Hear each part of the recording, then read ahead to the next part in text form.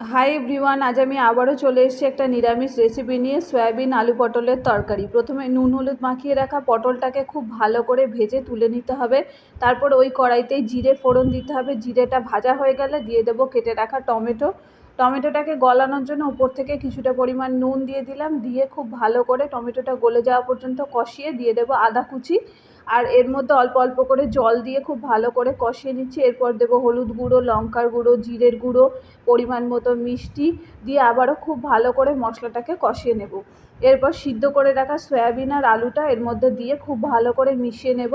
আর ভেজে রাখা পটলটাও এর মধ্যে দিয়ে দেব। খুব ভালো করে কষাবো একদম তেল ছেড়ে যাওয়া পর্যন্ত। তারপর পরিমাণ মতো জল দিয়ে খুব ভালো করে ফুটতে দেব। ফুটে উঠলে যখন গাঢ় হয়ে যাবে তখন ওপর থেকে গরম মশলা ছড়িয়ে নামিয়ে নিলেই তৈরি হয়ে যাবে সয়াবিন আলু পটলের তরকারি। রেসিপিটা কেমন লাগলো অবশ্যই জানিও। আর এইরকম রেসিপি পেতে আমার চ্যানেলটাকে সাবস্ক্রাইব করে দিয়ে পাশে থেকো। দেখা হচ্ছে